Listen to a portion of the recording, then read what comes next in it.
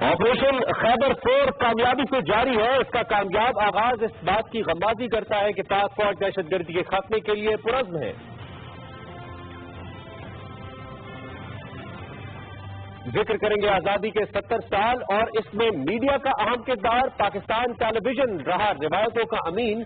किस हद तक मीडिया और आजादी इज़हार राय मजीद मुअत्तर तौर पर मुल्क की तरक्की के लिए इस्तेमाल की जा सकती है, प्रोग्राम का दूसरा मौजू होगा।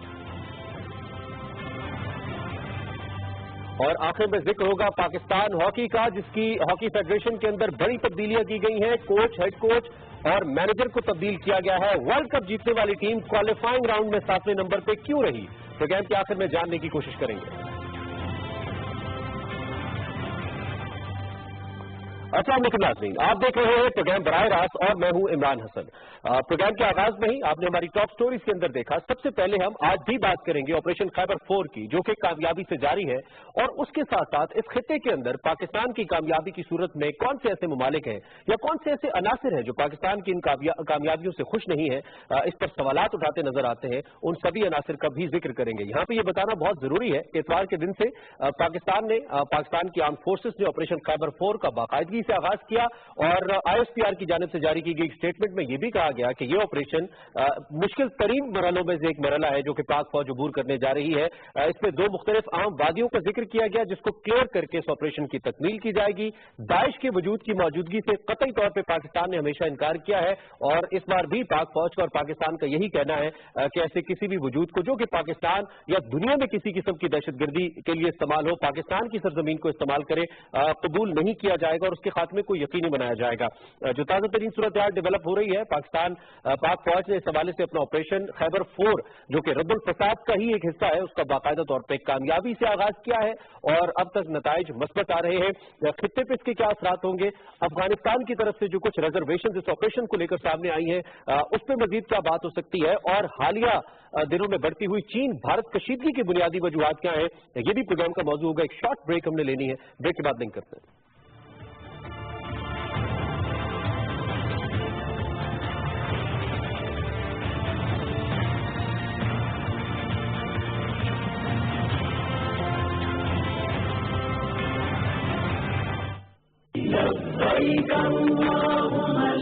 हज के 3 फराइज हैं, एक भी छूट जाए तो हज नहीं होगा, यानी एहराम, नियत, तलबिया पुकारना।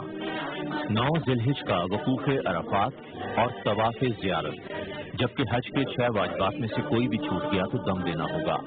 वकूफ़ मुज़दलिफ़ा, रमी, कुर्बानी, हल्क या कसर, सई, तवाफ़ विदा। बैग तैयार कर लें क्योंकि 8 ज़िलहिज या 7 की रात आपको हज के लिए रवाना होना होगा। मकतब के जिम्मेदार आपकी मदद करेंगे और मिना कार्ड देंगे जिस पर खैमा नंबर, मकतब और दीगर मालूमात दर्ज होंगी। दौरान हज फराहम करदा लॉकेट पहने रखें ताकि अदायगी हज में आसानी हो। वो दिन बहुत करीब है जब पाकिस्तान का कोई भी बच्चा पोलियो का शिकार नहीं होगा, मगर इसके लिए हम सबको मिलकर कोशिश करना होगी। बच्चों के डॉक्टर होने की हैसियत से मेरी तमाम वालिदैन से गुजारिश है, अगर आप अपने बच्चे को गुज़िश्ता मुहिम में पोलियो के कस्से पिलवा चुके हैं, तब भी सेहत महाफिज जितनी बार आपके घर पर आए, आप हर बार अपने बच्चे को पोलियो के कस्से जरूर पिलवाइए, क्योंकि 5 साल तक के हर बच्चे को हर बार पोलियो के कस्से पिलवाने से बच्चा इस बीमारी से ज्यादा महफूज हो जाता है। आए पोलियो के मुकम्मल खात्मे के लिए अपने दरवाजे खोलें और पोलियो को पाकिस्तान से हमेशा के लिए खत्म करें।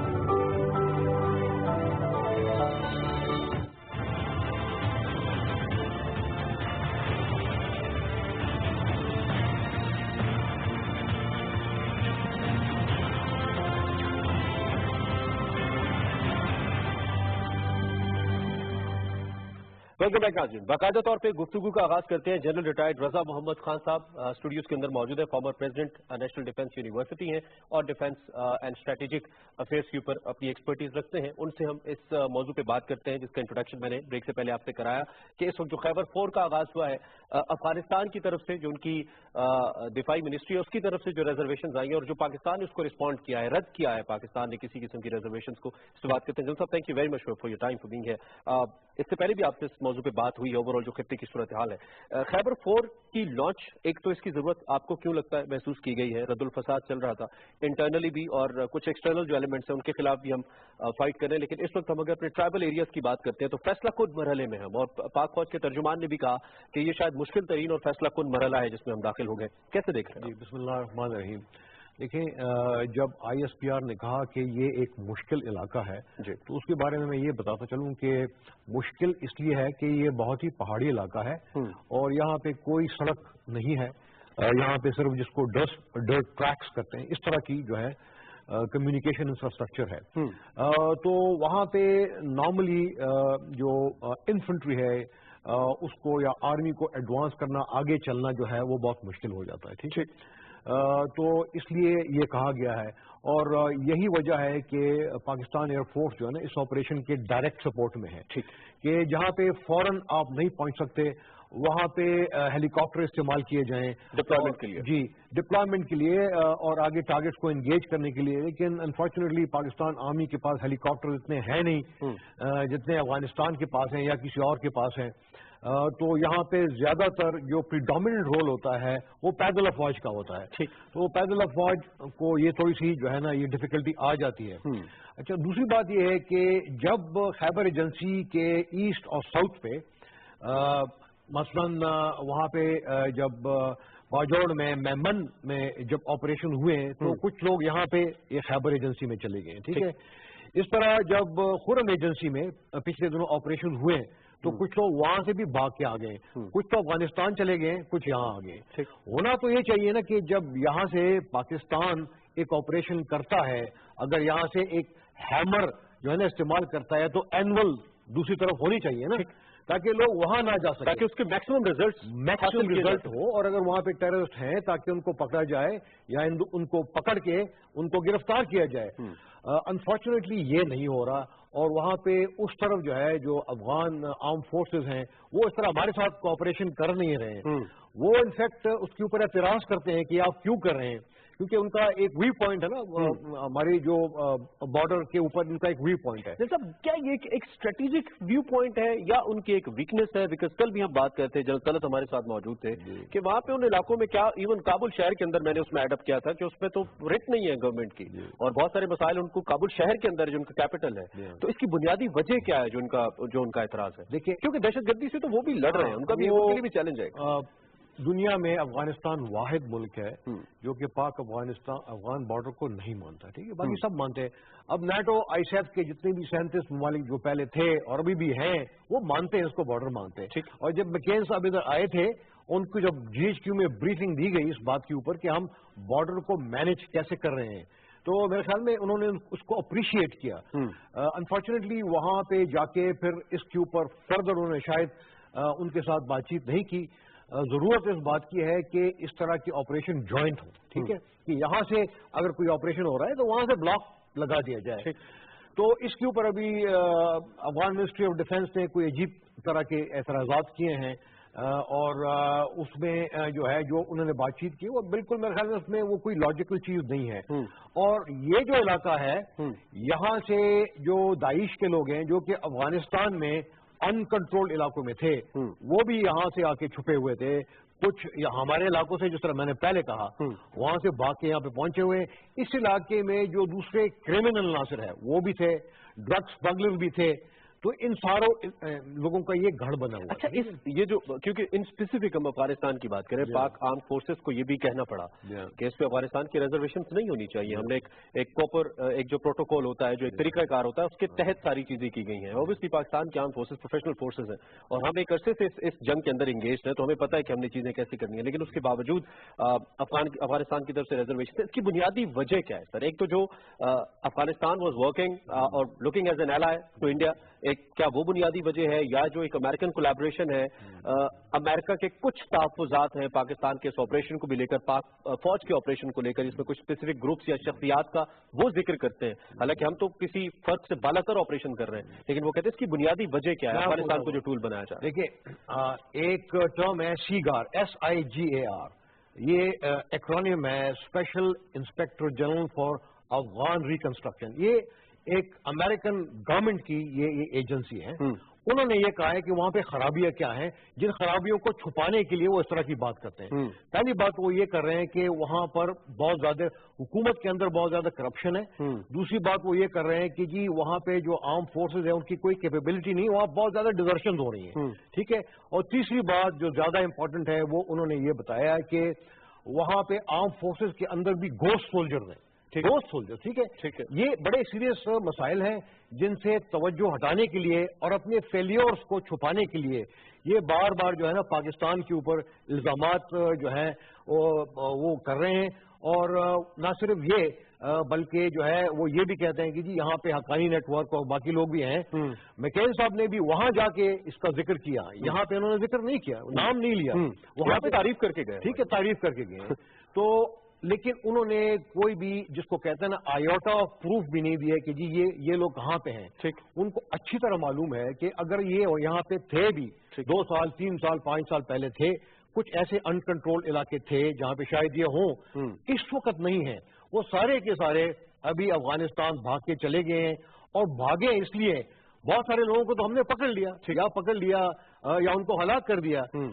کچھ لوگ جو بھاگے وہ اسی وجہ سے ہوئے ہیں کہ انہوں نے وہاں پہ بلاک نہیں لگائے اور افغانستان کی زمین اب وہ پاکستان میں دہشت گردی کے لیے استعمال کر رہے ہیں۔ پارا چنار کے اندر D G I S P R نے خود بتایا پریس کانفرنس کے اندر کہ پارا چنار کے اندر جو اٹیک ہوا اس کے تانے بانے مل رہے ہیں۔ پھر اس سے پہلے اے پی ایس دیگر کئی اٹیکس ہیں جن میں افغانستان کی سرزمین استعمال طرح دیکھیں جو کلبھوشن کمانڈر کلبھوشن یادو انہوں نے بڑا کلیئرلی کہا ہے، انہوں نے خود کہا ہے کہ جتنی بھی وہاں پہ سدرن افغانستان میں جو انڈین ایمبیسی کے جتنے بھی وہاں پہ کنیکشن ہیں ان سب کے تھرو جو ہے وہ فنڈنگ ہوتی ہے، ان کی ٹریننگ بھی ہوتی ہے اور وہاں انڈیا کی انویسٹمنٹ سے بہت زیادہ افغانستان میں اس ٹائم کو سیو کرتے ہوئے میں چونکہ آف ایئر بھی آپ سے جب ڈسکشن ہو رہی تھی چین انڈیا تعلقات بھوٹان کے اسپیسیفک سڑک کو اس لائن کو لے کر جو اراؤنڈ 20 کلومیٹر ہے جس کے اوپر یہ فائٹ چل رہی ہے 1962 کے اندر بھی ایک اسی قسم کی انسرجنسی ہو چکی ہے دونوں ممالک کے درمیان۔ اس بار میڈیا پہ جو اسٹیٹمنٹس آ رہی ہیں وہ صرف انڈیا کی طرف سے اگریسو نہیں ہے، وہ چین کی طرف سے بھی اگریسو ہے۔ اور 1962 میں بھی چائنا کے میڈیا نے کہا تھا کہ انڈیا کی فوج پیچھے ہٹ جائے اس معاملے سے اور پھر ایک لڑائی ہوئی تھی۔ اس بار بھی چین کی فوج یہی بات کر رہی ہے، حالانکہ ایک ٹویٹی موجود ہے 2012 کے اندر کی جو تینوں ممالک نے بیٹھ کے بات کرنی ہے۔ یہ معاملہ کس جانب جاتا نظر آتا ہے؟ بات یہ کہ جب سے مودی صاحب جو ہے واشنگٹن سے اور اسرائیل سے واپس آئے ہیں، ٹھیک ہے، تو ان کی کوئی کانفیڈنس لیول شاید بڑھ گئی ہے اور ان کو شاید یا تو کہا گیا ہے فوبیا کا شکار ہو ہاں کہ جی، اور ان کے جو چیف عوامی اسٹاف ہے بپن صاحب نے 1 مہینہ پہلے یہ کہا تھا کہ جو انڈین آرم فورسز ہیں وہ ایک ساتھ 2.5 جنگیں لڑ سکتی ہیں، 2.5 جنگیں، ایک جنگ پاکستان کے خلاف، ایک جنگ چین کے خلاف، اور آدھی جو جنگ ہے وہ انڈیا کے اندر جو انٹرنل سیکیورٹی والے جو تھریٹس ہیں ان کے اگینسٹ، ٹھیک ہے۔ تو یہ پسند تاریخ چل رہی ہے، یہ انہوں نے بات کی ہے، اس کا مطلب ہے کہ وہ سوچ رہے ہیں ٹھیک ہے کہ جو نیا ویپنز امریکہ ان کو دے رہا ہے یا ابھی اسرائیل ان کو دے رہا ہے، ٹھیک ہے، تو اس سے تو جو علاقے کی جو اسٹیبلٹی ہے جو ہے نا وہ بہت خراب ہوگی، اسٹریٹجک اسٹیبلٹی سے ڈسٹرب ہوگی۔ اور میرے خیال میں اس میں جو چائنا کا بھی جو سٹانس ہے، ابھی پہلے انہوں نے وہاں پہ بیجنگ میں جتنے بھی ڈپلومیٹس تھے نا پہلے ان کو بلایا اور سب کو بریف کیا اور ان کو بتایا کہ یہ جو مسئلہ ہے یہ چین اور بھوٹان کے درمیان ہے، اس میں انڈیا نہیں آتا، ٹھیک ہے، کہ کیونکہ جو انڈیا کی جو انسیکیورٹی ہے آئی تھنک اس کی کچھ 7 اسٹیٹس ہیں، میں کہیں پڑھ رہا تھا جس کو ٹچ کرتے ہوئے وہ جو جس کو کہا جاتا ہے فگاد نیم اس پٹی کو، یہ انڈیا کی جو انسیکیورٹی ہے یہ درست ہے اس سارے عمل میں کہ سمہاؤ وہ چائنا کی رینج میں آ جائیں گے اور پھر چائنا کی کنیکٹیوٹی بھی ہے وہاں پہ کسی اکنامیکل ہب کو لے کر جو اس کی اسٹریٹجک سچویشن ہے، I'm not clear exactly but اس قسم کے کچھ فیکٹس موجود ہیں۔ نارتھ ایسٹرن انڈیا میں وہاں پہ کم از کم 7 جو ہے نا 7 آزادی کی جو ہے وہاں مہم چل رہی ہے اور بڑی جینون مہم ہے، ٹھیک ہے، اس میں ناگالینڈ، میزورام اور منی پور، آسام، یہ سارے علاقے یہ اس میں شامل ہیں، ٹھیک ہے جی۔ ان کو جو ہے نا انہوں نے کشمیر کی طرح بالکل سپریس کیا ہوا ہے، ان کی پولیٹیکل رائٹس نہیں دے رہے ہیں اور اس کی وجہ سے ان کو شاید یہ مسئلہ نظر آیا، لیکن چائنا نے کبھی بھی جو ہے نا وہ ایگریشن کی پالیسی نہیں اپنائی، ٹھیک ہے، وہ بات چیت کے ذریعے وہ کرتا ہے، لیکن اس دفعہ چونکہ انہوں نے ایگریشن انڈین آرمی نے دکھائی نا اور وہاں پہ وہ گئے ہیں اور وہاں پہ اپنے علاقے میں وہ سڑک بنا رہے تھے، ٹھیک ہے، تو وہ سڑک کو انہوں نے روکا اور چائنیز میڈیا نے اور Chinese ministry of foreign affair نے سب کو بریف کیا اور ابھی انہوں نے یہ بڑی ایک کلیئر اسٹیٹمنٹ دی ہے کہ دس از ناٹ ایکسیپٹیبل، اور انہوں نے اسٹیٹمنٹ یہ دی ہے کہ جو چائنیز پیپل لبریشن آرمی ہے ان کا جو صبر کا مادہ ہے نا وہ جو ہے نا ابھی ختم ہونے والا ہے. تو یہ ایک بڑی سٹرن وارننگ ہے. میرے خیال میں انڈیا کو جو ہے نا they must take heat off this, اور ان کو اپنی فورسز کو وہاں پہ وڈرا کرنی چاہیے. آپ کو لگتا ہے انڈیا کرے گا؟ میرے خیال میں وہ کرے گا، اس لیے کہ وہ جو ہے نا چائنا کے ساتھ ایٹ دس اسٹیج وہ ان کے ساتھ اس طرح کا کانفلکٹ نہیں لے سکتا، کیونکہ ان کو 62 کی جو جنگ ہے چائنا کے ساتھ جو لڑی گئی ہے، جن کو ایک ڈسگریسفل ڈیفیٹ سے اس کا سامنا پڑا، وہ ان کو یاد ہونا چاہیے، اور چائنا نے ان کو یاد بھی دلایا. بالکل کرایا لیسن جو ہے نا ان کے لیسن آپ ذہن میں. گلوبل ٹائمز کوئی اخبار ہے چائنا کا، اس نے اس کے حوالے سے تو میرے خیال میں یہ جو دلائی لاما کو دیکھیں نا وہ سپورٹ کر رہے ہیں وہاں سکم میں باقی علاقوں میں، اور وہ ایک بڑی کلیئر قسم کی پرووکیشن ہے. ٹھیک، تو یہ بھی ایک مودی صاحب کی حکومت میں آنے کے بعد یہ اس طرح کی جو چیزیں ہو رہی ہیں، یہ میرے خیال میں انڈیا کے اپنے انٹرسٹ میں نہیں ہے. ٹھیک ہے، ان کی جی جو اکنامک ان کی جو ڈیولپمنٹ ہے اس سے وہ جو بالکل بہت پیچھے چل رہا ہے، اور اوور آل جو ان کا ایک امیج ہے تاثر پوری دنیا کے اندر وہ بھی بہت خراب ڈیفینیٹلی ہو رہا ہے. if they want to see themselves as a emerging economic power. Last question once again Pakistan اور افغانستان کی طرف آتے ہیں. ڈپلومیٹک لیول کے اوپر کوئی بہت سگنیفیکنٹ ہماری بات چیت ہو نہیں رہی ہے، ایک تلخی موجود ہے، ایک تناؤ موجود ہے. اس کی بنیادی طور پہ وجہ افغانستان کا رویہ ہے. پاکستان بارہ کہہ چکا ہے کہ ہم آپ سے بات کرنا چاہتے ہیں، اور پاکستان ان ممالک میں رہا ہے جو بڑے سپورٹو رہے ٹورڈز افغانستان. پاکستان کا بڑا پازیٹو کردار رہا ہے. سفارتی سطح پہ کیا ہو سکتا ہے تاکہ افغانستان کی جانب سے اگر وہ سپورٹ نہیں کرتا، دو کہ he should be supported because اس کے لیے بھی بہتر ہے، لیکن اگر سپورٹ نہیں بھی کرتا کم از کم ہمارے جو ایکشنز ہیں اس کے اوپر کرٹیسائز نہ کرے دنیا کے سامنے جو ہم اپنی سرحدوں کو محفوظ بنانے کے لیے کر رہے ہیں. دیکھیے بات یہ ہے کہ افغانستان میں امن کی جو چابی ہے نا وہ میرے خیال میں نہ کابل میں ہے نہ اسلام آباد میں ہے، وہ واشنگٹن میں ہے.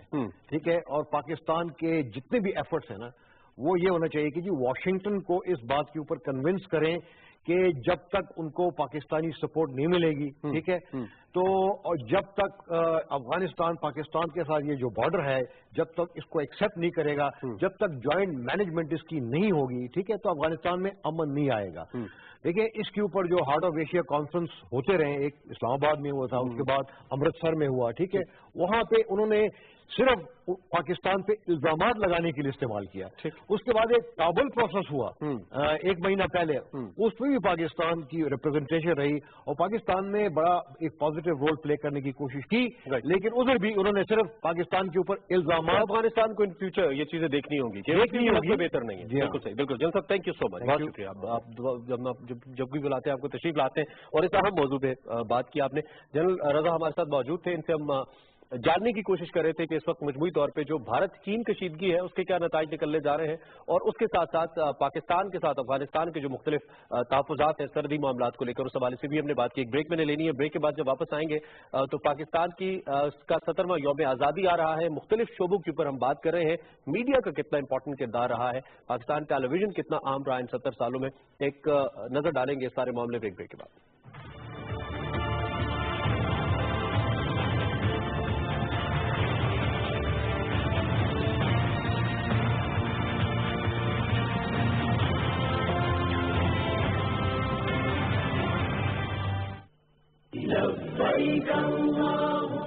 محترم حجاج کرام، آپ کا یہ خادم آپ کو یہ مبارکباد پیش کرتا ہے کہ وہ خواب کہ مجھے اللہ کے گھر کی زیارت نصیب ہو، مجھے در حبیب کی حاضری نصیب ہو، یہ خواب آج پورا ہونے جا رہا ہے.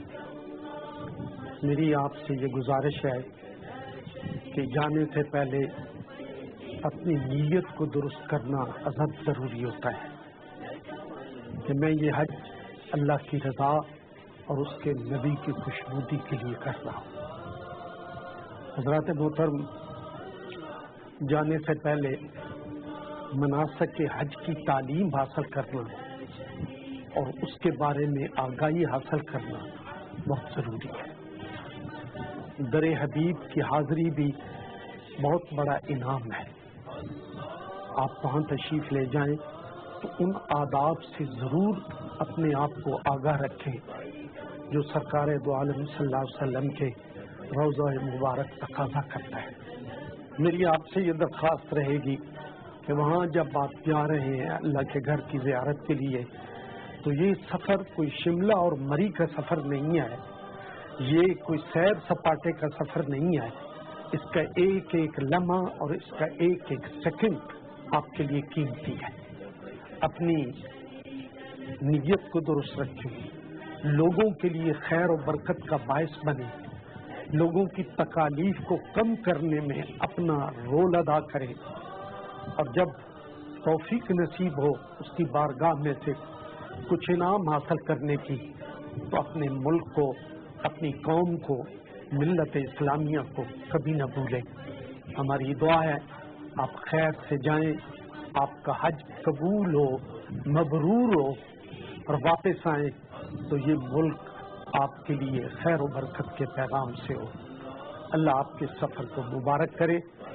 اپنے ملک کو ضرور یاد رکھیں، یہ ملک ہمارے لیے بے شمار عزتوں کا باعث ہے. پاکستان زندہ ہے.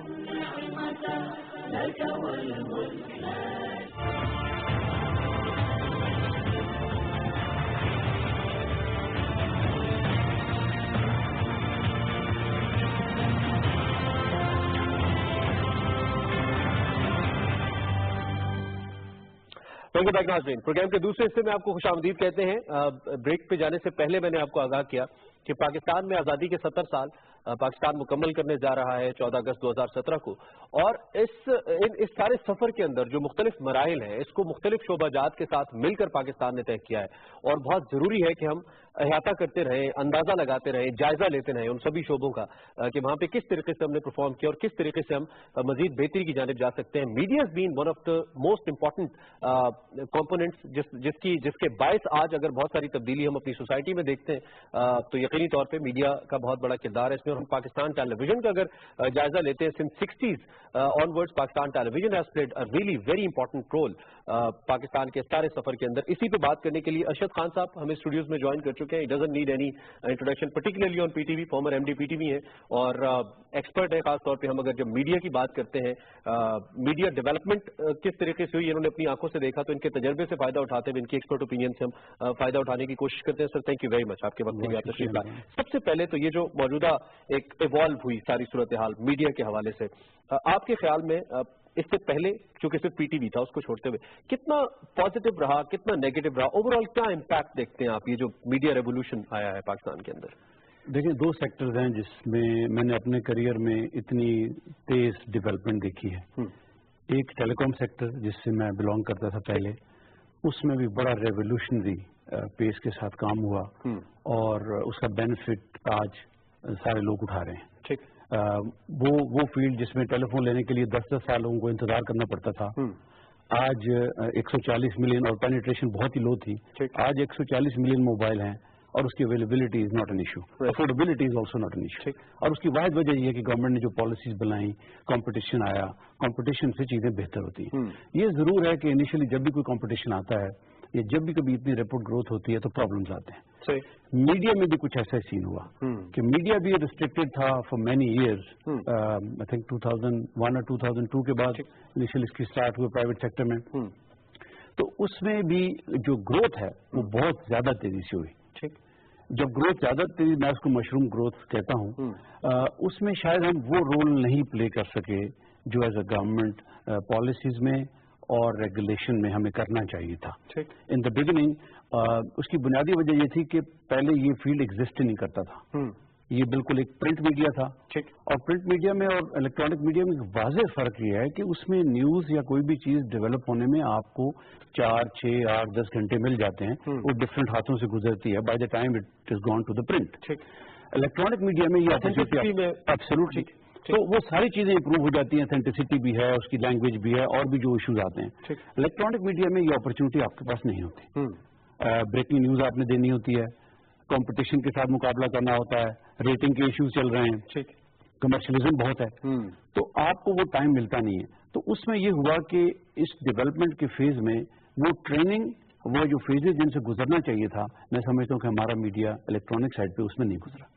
کمپرومائز کیا گیا اور جلدی آنے کی، اس میں اسٹارٹ کرنے کی اس میں ریس میں، اور اس کے بعد پھر کمپٹیشن کی ریس میں، ریٹنگ کی ریس میں.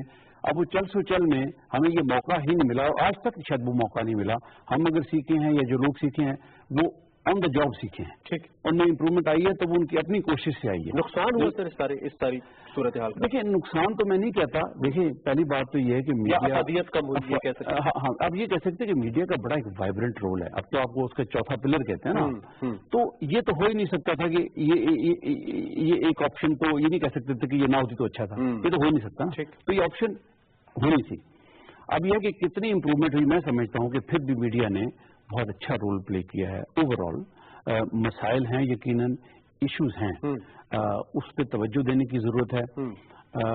पॉलिसी लेवल पे भी हो सकते हैं, रेगुलेटर के रोल पे भी हो सकते हैं, और एज एन इंस्टीट्यूशन भी जो मीडिया के इंस्टीट्यूशन है और जो जर्नलिस्ट खुद हैं, इन सबको अपना अपना एक रोल प्ले करना। आजादी इजहार राय को बुनियाद बनाकर बाज़ औक़ात मीडिया हाउसेस के अंदर, मीडिया चैनल्स के अंदर अब भी एक दौड़ लगी है।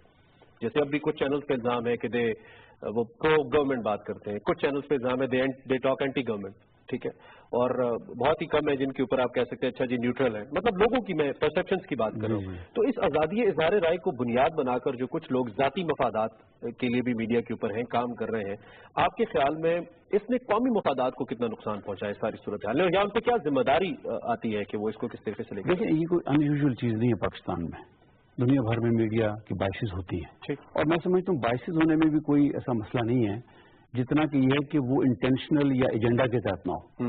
दूसरी बात एक और बुनियादी मैं करना चाहता हूँ हट के, देखो आप कहते हैं ना think globally but act locally. आप मीडिया को आइसोलेशन में आप उसको किसी दुनिया के किसी मुल्क के साथ कंपेयर नहीं कर सकते जबकि तब तक कि आप उस मुल्क की ग्राउंड रियलिटीज को भी कंपेयर ना करें। मीडिया का बुनियादी काम क्या है? मीडिया का बुनियादी काम यह है कि जो स्टोरीज हैं वो आवाम तक पहुंचाना। ये ठीक बात है कि उसको ट्रूथफुल होना चाहिए, उसको फेयर होना चाहिए, उसको ऑब्जेक्टिव होना चाहिए सर, जल्द पहुंचनी चाहिए। जल्द से मुराद जल्दी वाला फैक्टर कितना इंपॉर्टेंट है न्यूज़ को लेकर? देखिए ये डिपेंड करता है, इट वेरी करता है फ्रॉम इशू टू इशू। अब डिजास्टर मैनेजमेंट है अगर फॉर एग्जाम्पल, इस तरह के इशूज हैं तो जल्दी बहुत जरूरी है, ठीक है, क्योंकि आपको उस आवाम को भी बचाना जो अफेक्ट हो सकती है, उस एजेंसीज को भी इन्फॉर्म करना है जिन्होंने उसको रेस्क्यू ऑपरेशन करने हैं। तो मैं कहना ये चाह रहा था एक्चुअली कि देखें जब आपके हालात, ये जो कॉन्सेप्ट है ना कि मीडिया के थ्रू चीजों को ठीक किया जाए, ये नहीं हो सकता। ये उन इदारों को रिस्पॉन्सिबिलिटी संभालनी होगी जिन्होंने उसको ठीक करना है। मीडिया फिर helps you to get that information to the user. ठीक, लेकिन यहाँ एक कॉन्सेप्ट ये भी है, इंप्रेशन ये भी है कि बस मीडिया ठीक हो जाए तो सब मुल्क ठीक हो जाएगा। हम जब से ये मीडिया का इनकलाबी मैं कहूंगा इसको, या तब्दीली जो आई है, हमारा जो एक कौमी सकाफत है, पाकिस्तान टेलीविजन को आपने for a longer period of time आपने हेड भी किया, आपको इल्म है सारी चीजें। पाकिस्तान टेलीविजन के अंदर इस चीज को कंसिडर अब तक भी किया जाता है कि कम से कम हम अपने जो नेशनल इंटरेस्ट है या सकाफत की बात है उसे जरूर करें, हर चीज में रखें। हमारा जो प्राइवेट मीडिया है जिसकी बहुत स्ट्रेंथ है, बड़ी पावर है और बड़ी व्यूअरशिप है, उसने किस हद तक सर इस चीज को कॉम्प्रोमाइज किया या फोकस नहीं किया, इसके ऊपर आप क्या समझते हैं? हम एंटरटेनमेंट मीडियम की बात करते हैं, ड्रामास की बात करते हैं, न्यूज की तो हम ऑलरेडी बात कर ही रहे हैं, इस पे आपका क्या ख्याल है? क्या उसमें प्राइवेट मीडिया मजीद मौसर किरदार अदा कर सकता है? देखिए प्राइवेट मीडिया में कमर्शियलिज्म बहुत ज्यादा आ गया। पाकिस्तान टेलीविजन को ये एडवांटेज था कि वो चूंकि गवर्नमेंट का इदारा था तो पहले एक मोनोपोली की सिचुएशन भी थी, तो मैं समझता हूँ पाकिस्तान टेलीविजन ने बहुत इंपॉर्टेंट रोल प्ले किया है। जंग का जमाना हो, अमन का जमाना हो, इलेक्शन हो, खुदा न खास्ता कोई और डिजास्टर हो गई हो, तो पाकिस्तान टेलीविजन ने बहुत इंपॉर्टेंट रोल प्ले किया है। जब से फिर प्राइवेट चैनल्स आए हैं, प्रॉब्लम ये आई है कि कमर्शियलिज्म आने से और ये रेटिंग की दौड़ आने से और फिर कोई इन्फोर्समेंट रेगुलेशन की, हमारे यहाँ रेगुलेशन की कमी नहीं है अनफॉर्चुनेटली। कवानीन बहुत है जी, बहुत है। हम जब भी बात करते हैं हम कवानीन की बात शुरू कर देते हैं। मेरा अपना राय ये है कि कवानीन बहुत है, इन्फोर्समेंट नहीं। जब इन्फोर्समेंट नहीं होगी, अगर एक मुल्क में 12 मिनट की जगह 25-25 मिनट 30 मिनट इश्तहार चलेंगे, किसको बुरा लगता है? जो ओनर्स हैं किसको बुरा लगता है? लेकिन प्रॉब्लम ये है कि उसमें फिर बाकी जो थोड़ा टाइम रह जाएगा आपने सारा कंटेंट उसी में कवर करना है। ठीक है। और दूसरा ये जो ब्रेकिंग न्यूज की रेस जब लगती है, रेटिंग उसी पे आती है, रेटिंग कितनी महदूद फिगर्स के ऊपर हो रही है। तो मैं समझता हूँ इसको ओवरऑल एज अ गवर्नमेंट को एज अ पॉलिसी और एज अ रेगुलेटर को भी सारी चीजों को and together with the stakeholders I think सबसे ज्यादा रोल जो है वो स्टेक होल्डर्स खुद प्रोवाइड कर सकते हैं, जो चैनल्स वाले हैं। व्यूअर का कितना किरदार आप देखते हैं? क्योंकि हम मीडिया चैनल्स के जब मालिकान से या जिम्मेदारान से बात होती है, वो कहते हैं कि हम वो दिखाते हैं जो लोग देखना चाहते हैं। ये बात वैसे कि हम समाव ये कहते हैं कि आप वो दिखाएं जो लोगों को दिखाएं तो वो देखेंगे, आप तो दिखाते ही वो कुछ है जो बिकता है। नहीं, वो कहते हैं कि लोग देखना ये चाहते हैं, हम क्या करें? इसलिए मुराद मेरी री इनैक्टमेंट के शोज है, थ्रिल है, वो सस्पेंस है जिसकी देखिए ये वैसे बात किसी हद तक सही है कि व्यूअर के पॉइंट ऑफ व्यू से कि जो व्यूअर एतराज करते हैं वही व्यूअर होते हैं, उन्हीं प्रोग्राम्स को वो देख रहे होते हैं। ये तो मेरी अपनी भी असेसमेंट है। बड़ी रेटिंग आती है, बड़ी रेटिंग की बहुत ज्यादा रेटिंग आती है। वही मैंने पहले कहा ना कि चूंकि जो रेटिंग की जो है ना कमर्शियलिज्म का जो एस्पेक्ट है, रेटिंग एडवर्टाइजमेंट आनी है रेटिंग से, रेटिंग आनी है व्यूअरशिप के देखने से, तो वहीं से चीजें गलत ड्राइव हो रही हैं सारी। तो आई थिंक सारी चीज को इकट्ठे बैठ के देखने की, जब तक ये सारे चैनल्स भी कोऑपरेट ना करें, बल्कि मैं समझता हूँ उन्हीं के ऊपर जिम्मेदारी डालनी चाहिए कि वो इस चीज को सजेस्ट करें, अपना भी कोड ऑफ एथिक्स। एक तो ये कि आप इस पे ज़ाहिर ख्याल कीजिए कि बच्चों के लिए टीवी, बच्चों के लिए, चिल्ड्रन के लिए कितना जरूरी है टीवी प्रोग्राम्स का होना, और दूसरा ये कि अब जिस तरीके से इस एक सेक्टर को कॉम्प्रोमाइज किया जा रहा है, there is almost no show for the kids, इस पे आप क्या कहेंगे? मैं समझता हूँ कि बहुत इंपॉर्टेंट है बच्चों के लिए टेलीविजन प्रोग्राम्स नहीं बल्कि चैनल्स की बहुत जरूरत है।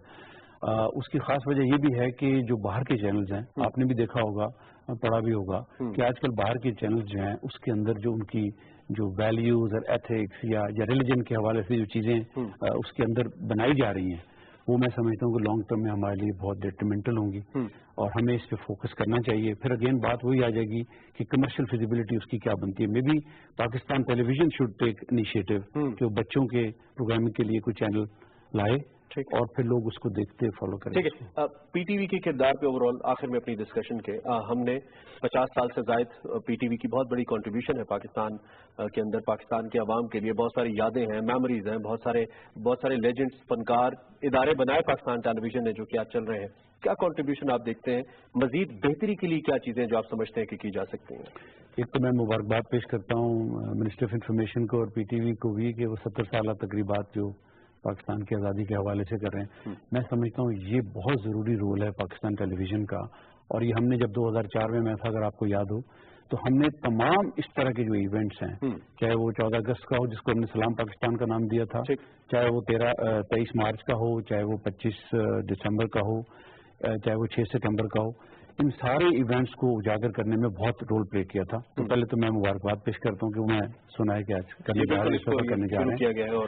आई थिंक पाकिस्तान टेलीविजन के अंदर थोड़ी सी जो अंडरस्टैंडिंग है वो क्लियर करने की पहले जरूरत है कि हम क्या पब्लिक ब्रॉडकास्टर का रोल प्ले करना चाहते हैं या हम एक कमर्शियल चैनल है। एक साइड पे हमें सारी जिम्मेदारी दे दी जाती है पब्लिक ब्रॉडकास्टर वाली, और जब साल खत्म होता है तो फिर रेवेन्यू फिगर्स में लेके बैठ जाते हैं और उसका बॉटम लाइन देखना शुरू करते हैं। तो we have to be clear what we want to be. और सेकेंडली ये है कि मैं अक्सर सेंटेंस एक यूज किया करता था कि rather than being a high cost low efficiency state run television, we should try to be low cost high efficiency state owned television, right. Which means कि ownership में कोई problem नहीं है, आप state की रखें, but it should not be run by the state, right. और मेरे ख्याल में उससे गवर्नमेंट को भी और स्टेट को भी ज्यादा फायदा होगा बनिस्बतन कि आप स्ट्रेट रन करते रहें और उसकी व्यूअरशिप गिरती रहे या कम होती रहे। उसको इस तरीके से चलाना चाहिए कि एक बैलेंस्ड व्यू जाए। जितनी आपकी व्यूअरशिप बढ़ेगी उतना आप कंट्रीब्यूट कर सकेंगे सोसाइटी बिल्ड करने में। बिल्कुल सही। तो आई थिंक तमाम चैनल्स कर रहे हैं ऑलरेडी, वो समझते हैं कर रहे हैं। एक राय से मैं एग्री करता हूं कि देखें नेगेटिविटी हम कहते हैं लेकिन आप इग्नोर तो नहीं कर सकते ना, सिचुएशन ऑन ग्राउंड तो देखें ना क्या है। मतलब अगर ग्राउंड की सिचुएशन जो है वो इतनी अच्छी ना हो तो टेलीविजन आप उसको बिल्ड नहीं कर सकता। आई थिंक हमें फोकस ये करना चाहिए मीडिया पे, पब्लिक सेक्टर इंस्टीट्यूशन पे, कि हम वो सिचुएशन क्रिएट करें कि मीडिया जितना भी उसको खराब प्रोजेक्ट करेगा फिर भी उसकी ओपिनियन अच्छी जाएगी और हम कम से कम एक काउंटर नैरेटिव भी समाओ किसी नेगेटिव अप्रोच के जवाब में बिल्ड कर सके, इसकी सबसे ज्यादा जरूरत है। अच्छा, थैंक यू सो मच, आप तशरीफ लाए, अपने अपना कीमती वक्त दिया और कीमती राय का इजहार किया जो लोगों तक पहुंची भी। नाज़रीन, हम मीडिया के हवाले से और मीडिया के किरदार के हवाले से बात कर रहे थे। दो कि मीडिया 70 साल पुराना नहीं है, पाकिस्तान टेलीविजन कई दहाइयों से इस कौम के साथ है और कोशिश हम ये करते हैं कि मुख्तलिफ मौज़ूआत पे मुख्तलिफ औकात में बात होती रहे। जिस तरह से अरशद खान साहब ने हवाला भी दिया मुख्तलिफ कौमी दिनों का, जिसको पाकिस्तान टेलीविजन शुरू से ही एक कौमी सतह पे बनाता है, हमारा फर्ज और जिम्मेदारी भी है जिसको पूरी करने की कोशिश करते हैं। On the other and Pakistan के कौमी सतह के ऊपर कई ऐसे मसाइल हैं जिसको उजागर करने की जरूरत है, जिसकी जानिब शायद हमारे उस मीडिया की जो इस वक्त बहुत ज्यादा पावरफुल है तवज्जो नहीं जाती, और अगर हम उस पर बात करते हैं तो शायद हमें उसे मजीद मुअस्सर करने के लिए, जिस तरह अरशद खान साहब ने कहा कि उसे मजीद मुअस्सर तरीके से पेश करने के लिए अपनी कुछ चीजों को बहुत बेहतर करना होगा, ताकि एक बेहतर और मुअस्सर आवाज की सूरत में, एक नैरेटिव की सूरत में हम पहुंचे। इस पर हम बात करते रहेंगे और इन 70 साल तकारीब के सिलसिले में मुख्तलिफ मौज़ूआत और शोबाजात के हवाले से भी बात करते रहेंगे। एक ब्रेक मैंने लेनी है, जब ब्रेक से वापस आएंगे तो हॉकी की बात करेंगे। बड़ी खराब हालत है, क्वालिफाइंग राउंड के अंदर हम 7वें नंबर पे आए हैं। उस टीम की बात कर रहा हूं जो कभी वर्ल्ड चैंपियन भी रही है। ये क्यों हुआ, इस पे बात करने की कोशिश करते हैं और वजूहात जानने की कोशिश करते हैं। एक ब्रेक के बाद लिंक करते हैं।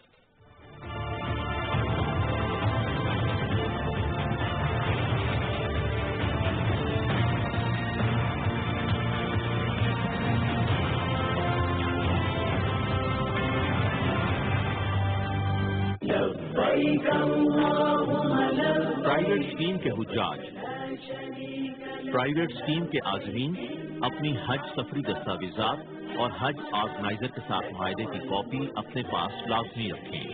याद रखें, मुआहदे पर अमल दरामद को यकीनी बनाने और शिकायत के अजाले के लिए वजारत मजहबी उमूर की मॉनिटरिंग टीमें भी मौजूद होंगी।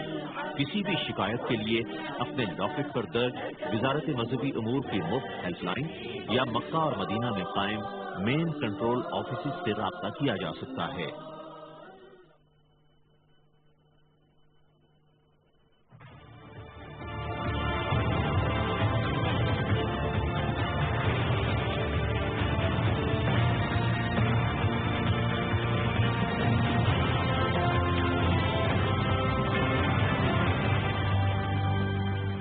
Welcome back. बगैर किसी तवक्कुफ के पाकिस्तान हॉकी की बात करेंगे। क्वालिफाइंग राउंड हम खेले, बहुत बुरा खेले। 7वीं पोजीशन के ऊपर पाकिस्तान की टीम है। गालिबन सिर्फ 2 मैच हम जीत पाए और कुछ आसान मैचेस भी हम हारे। इससे पहले जैसा कि मैंने रेफरेंस दिया, वर्ल्ड कप, वर्ल्ड चैंपियन रहे हैं, ओलंपिक चैंपियन रहे हैं। कौन सा टूर्नामेंट है जो पाकिस्तान की टीम हॉकी के अंदर नहीं जीती? और अब रीजनल टूर्नामेंट्स तो कुछ, हम क्वालिफाइंग राउंड्स के अंदर भी इतने नीचे चले गए। लेकिन कुछ डेवलपमेंट्स हुई पाकिस्तान हॉकी फेडरेशन को लेकर, जिसमें पाकिस्तान के कोच, उसके head coach, team manager, selection committee, सभी को तब्दील कर दिया गया। जब मेरी कुछ प्लेयर से बात हुई इस हवाले से, नाम लिए बगैर, इवन सीनियर प्लेयर से बात हुई, तो उन्होंने कहा कि ये एक अजीब सा डिसीजन उन्हें लगा। उसकी बुनियादी वजह उनका ये कहना है कि शायद जो इससे पहले कोचेस काम कर रहे थे वो एक्सपीरियंस थे, टीम के साथ जेलन हो चुके थे, अब परफॉर्मेंस बेहतर कर सकते थे, ऐसा नहीं होना चाहिए था। मेरे साथ शकील अब्बासी साहब मौजूद हैं जो कि सीनियर प्लेयर भी हैं, साबिक कप्तान भी हैं और किसी तारुफ के मोहताज नहीं, पाकिस्तान के लिए he is been one of the best strikers. उनसे बात करते हैं। Thank you very much for your time. वजूहात क्या देखते हैं आप? एकदम से हमारी हॉकी में मुश्किलात तो है, लेकिन ये जो रिसेंट एक पैच चल रहा है तो बहुत ही बुरा चल रहा है, इससे क्या? असल में होता ये है कि क्योंकि हमारी पास में भी ऐसी रहा है, हमारी टीम जब बनने वाली होती है तो कुछ हमारे ऐसे, जब नई मैनेजमेंट आती है तो कुछ ऐसे डिसीजन हो जाते हैं कि सीनियर्स को एकदम जो है ना वो साइड लाइन कर दिया जाता है और एकदम से जूनियर्स प्लेयर आ जाते हैं, जो मैं समझता हूँ कि ये एक बहुत गलत डिसीजन होता है। क्योंकि जूनियर्स हमेशा अपने सीनियर्स से हॉकी सीखते हैं, तो जब सीनियर्स ही टीम में नहीं रहेंगे, जिस तरह हार जीत एक पार्ट ऑफ गेम है, लेकिन ये 6-6 गोल होना, इंडिया से 7-7 गोल होना, ये एक बड़ी साइन है कि हमारे जूनियर लड़के अभी भी कैपेबल नहीं है उस वर्ल्ड का। वजह क्या है इसकी, क्यों नहीं है? वजह यही है कि ट्रेनिंग्स नहीं हो रही है, ट्रेनिंग सब कुछ हो रहा है, या वही पुराने अब तो माशाल्लाह फंड्स का भी इशू नहीं है। जो नई हमारी मैनेजमेंट आई है वो फंड्स भी ला रही है, कोचेस भी प्रोवाइड हो रहा है, हर चीज हो रहा है। लेकिन उस बात यही होती है क्योंकि हमारे पास अभी भी इतने अच्छे लड़के मौजूद हैं कि जो पाकिस्तान टीम को सर्व कर सकते हैं। मैं खुद अल्हम्दुलिल्लाह अभी फिट हूँ, लीग खेल रहा हूँ, तमाम लीगें खेल रहा हूँ, मुझे हर तरफ से ऑफर होती है, लेकिन मैं अभी टीम से बाहर हूँ। तो मैं समझता हूँ कि जब लड़का 30 या 32 साल का होता है तो तब से जाके हॉकी आती है। ठीक है, फिटनेस एक इशू है, लेकिन फिटनेस अल्हम्दुलिल्लाह ऐसी नहीं होती कि आप एकदम से 30 पे आ जाते हैं, 40 पे आ जाते हैं। जाहिर है एक 30 साल का लड़का और एक 20 साल के लड़के में फिटनेस का फर्क होगा, एक होगा 90 पे होगा, एक होगा 70 पे, ये नहीं होगा कि 30-90 होता। तो मैं समझता हूँ कि जो सीनियर लड़के इस टाइम टीम से आउट हैं वो सारे दोबारा इनको, वो कौन से लड़के हैं जो इस वक्त आपको लग रहा है? लीग के हैं, राशिद है, रिजवान है, इरफान है, शफकत रसूल है, वकास शरीफ है, और भी लड़के काफी हमारे, वकास अकबर है, वो लीग खेल रहे हैं इंग्लैंड में। तो इसमें इस वक्त जो तब्दीलियां की गई हैं, जिसमें कोच, हेड कोच, मैनेजर की मैंने बात की, और सुनने में यही आ रहा है कि ये शायद नए लोग हैं ये उस तरीके से टीम को ट्रेन चार्ज ना कर पाए, इस पे आप क्या कहेंगे? और दूसरा, कुछ लोगों को ये भी कहना है कि ऐसे तो वर्ल्ड कप में पहुंचने से बेहतर था हम ना ही जाते हैं, हमारी टीम की इतनी बुरी परफॉर्मेंस है और बेइज्जती होगी हमारी, एक बात की जा रही है, इस पे क्या कहेंगे आप? नहीं बिल्कुल नहीं, अल्हम्दुलिल्लाह हमने वर्ल्ड कप क्वालिफाई कर दिया है, ये एक अच्छा साइन है कि अब वर्ल्ड कप ना खेलें, इससे बेहतर है आप खेलें। लेकिन जो लड़के फिट हैं, जो लड़के सीनियर हैं, ये नहीं है कि एक लड़का 12 साल हॉकी खेल ली बस उसकी हॉकी खत्म होगी, बहुत होगी, उसे साइड पे कर दे। जब तक आप सीनियर जूनियर कॉम्बिनेशन नहीं बनाएंगे, आपके साथ यही मसले मसाइल रहेंगे कि आप एक 18, 19, 20, 22 साल का लड़का जब आप खिलाएंगे तो वो प्रेशर सस्टेन नहीं कर सकते। आपको सीनियर जूनियर कॉम्बिनेशन होना, जैसे कोच तो आते जाते रहते हैं। अब मैं समझता हूं कि अगर ये मैनेजमेंट अगर अब ये जो इन्होंने डिसाइड की है तो मैं समझता हूं इन्हें वर्ल्ड कप का एक जो है ना वो टारगेट दे देना चाहिए और उसमें आपको 30 से 35 लड़के कैंप में रखने चाहिए, इससे ज्यादा नहीं रखने चाहिए क्योंकि आप सब लड़कों पे तवज्जो नहीं दे सकते। 30 से 35 लड़के, उनके ऊपर फुल फोकस करें, टेक्निकल और फिटनेस, ये दोनों चीजें होनी चाहिए। आप सिर्फ फिटनेस का इशू नहीं है, अब आपके पास अगर हॉकी नहीं है तो आपकी फिटनेस क्या करेंगे फिर आप? अगर आपके पास फिटनेस है तो हॉकी नहीं है, दोनों होनी चाहिए। और मैं समझता हूँ ज्यादा आपके पास हॉकी होनी चाहिए। फिटनेस एक मेयार होता है, ठीक है, फिटनेस की जरूरत जरूर पड़ती है, लेकिन आपके पास टेक्निकल इतनी हॉकी होनी चाहिए कि आप अपना जो फिटनेस का आपका जो इशू होता है वो आप कवर करें। लास्ट क्वेश्चन, जो नए लड़के खेल रहे हैं इन पे किस हद तक भरोसा किया जा सकता है कि वो आने वाले वक्त में कुछ बेहतर कर सकते हैं? जो नए लड़के इस वक्त टीम के अंदर हैं या जो लड़के तैयार हो रहे हैं, पुराने की तो आप बात करें, लेकिन नए टैलेंट की, क्योंकि ओबियसली नए लोगों ने रिप्लेस करना है पुराने। जी बिल्कुल, मैं सारी उम्र पुराने लड़कों ने नहीं खेलना, लेकिन ये है कि ये नए लड़के नहीं है, ये लड़के भी 5 से 6 साल हो गए इनको टीम में, लेकिन वो पोटेंशियल नहीं है इनमें कि ये एकदम से ऊपर आएंगे। हैं लड़के अच्छे भी हैं, ये मैं नहीं कह रहा कि लड़के अच्छे, लेकिन वो सीनियर्स के साथ रह के खेलेंगे जब, तब उन्हें हॉकी सीखने को मिलेगा। जब क्योंकि अब क्या होता है कि अब वर्ल्ड क्वालिफाई राउंड था, इंडिया के साथ मैच, इंडिया की पूरी टीम आई हुई थी, ऑस्ट्रेलिया की पूरी टीम है, मतलब इसी तरह अर्जेंटीना, सारी टीमें पूरी थी क्योंकि वर्ल्ड कप क्वालिफाई करना था उन्होंने। हमारी एक नई टीम थी, तो मैं समझता हूँ प्रेशर जो सस्टेन करते हैं वो सीनियर लड़के करते हैं और जूनियर उनको बैकअप करते हैं। बिल्कुल sir, Shakeel thank you so much. Time is too short, segment भी हमारा शुरू करने में थोड़ा सा हम लेट हो गए। शकील हमारे साथ मौजूद थे और हम इनसे जानने की कोशिश कर रहे थे। इनका कहना था कि मैं खुद भी फिट हूँ, कई और सीनियर प्लेयर्स का इन्होंने नाम लिया कि वो भी फिट है, उनको टीम के अंदर आना चाहिए और सीनियर और जूनियर लड़कों का एक कॉम्बिनेशन होना चाहिए, जिसको इन्होंने एक फुल टीम कहा कि सीनियर लड़के स्ट्रेटेजी के साथ प्रेशर लेते हैं और जूनियर लड़के परफॉर्म करते हैं विद देयर एनर्जी। ये बड़ी अच्छी वैसे टेक्निक है, दो कि मुझे हॉकी का इतना नहीं पता। वी होप एंड प्रे कि हमारी हॉकी वंस अगेन अराइव करे। ये हर हॉकी के सेगमेंट के ऊपर जब भी मैं बात करता हूं मैं जरूर कहता हूं, लेकिन जिस तरह क्रिकेट ने एकदम से हमारी जंप लिया है, बूस्ट किया है चैंपियंस ट्रॉफी जीतने के बाद, मुझे यकीन है कि इंशाल्लाह ऐसा एक सरप्राइज हमें हॉकी में भी मिलेगा और हम आगे बढ़ेंगे इसको लेकर। फिर वक्त मुझे इजाजत दीजिए, you can find me on Twitter by searching Imran each world. Till our next programme, अल्लाह हाफिज।